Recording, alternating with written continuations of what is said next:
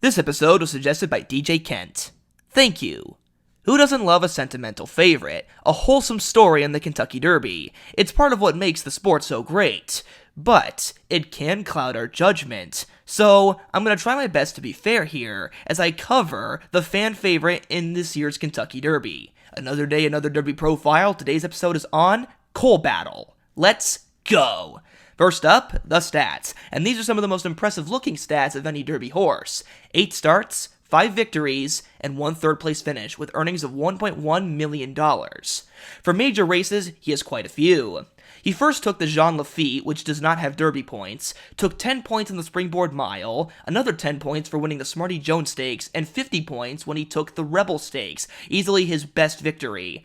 And then his winning streak was snapped when he finished 3rd in the Arkansas Derby, getting him another 25 points, but also raising some concern. For running style, his most popular is to hang mid-pack. He's not afraid to be many lengths off the leaders, and then make one long sustained run, starting in the backstretch all the way into the finish line, and he's willing to fight to the bitter end, as shown with his victories in the Springboard Mile and the Rebel Stakes, where he ran down madcap leaders and got up by about 3 parts to about a length or so. This move is very visually impressive, as he's been shown to make up to 8 lengths, like in the Rebel Stakes, to successfully win. But he's more than just a horse who closes from the mid-pack. He also can do other things. In the Smarty Jones Stakes, when there was no pace, he just took the lead for himself and set his own pace, and won the race impressively. He still made the same big long move. The difference was he was already in the front, and he just elongated his victory. On to the strengths. He can already handle large fields. His victory in the Rebel Stakes was against 12 other opponents, and there's also his victory in the Springboard Mile, another race with a large field, so that is not going to be a problem when it comes to the Derby. Also, if you only look at his dirt record, he's won 5 of 6 races. 2 of his defeats were on the grass. He's also incredibly versatile. He has won from far back or on the lead, on a muddy track and a fast track, and has taken advantage of both slow and fast paces.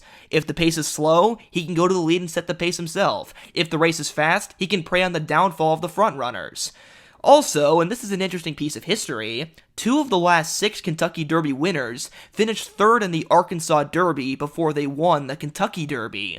First was Country House in 2019, and then most recently was last year's Kentucky Derby winner Mystic Dan, a horse that I had concerns about both distance and the fact that he had finished 3rd in the Arkansas Derby, which wasn't nearly as impressive as the Southwest Stakes, the race that put him on the map. Some could make the same comparisons to Coal Battle. His most impressive victory was his second to last start, and he ran his worst race going into the Derby. So take that for what you will.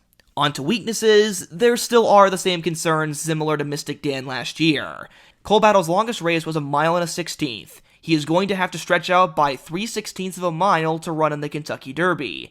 His last start was also his first defeat on the dirt. Could that destroy his confidence? Is he worn out after a comparatively longer campaign than other horses in this field? With those 8 starts, is he finally starting to show fatigue?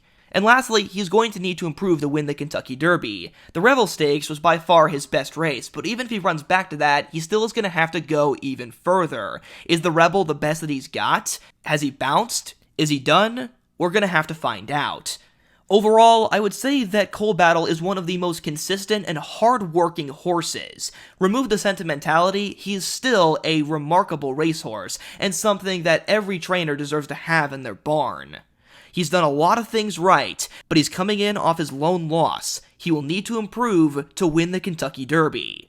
For all of that, I will give him a B+ grade. Hope you guys enjoyed this episode of Derby Profile. Comment down what horses I should cover next time. See you guys on the flip side.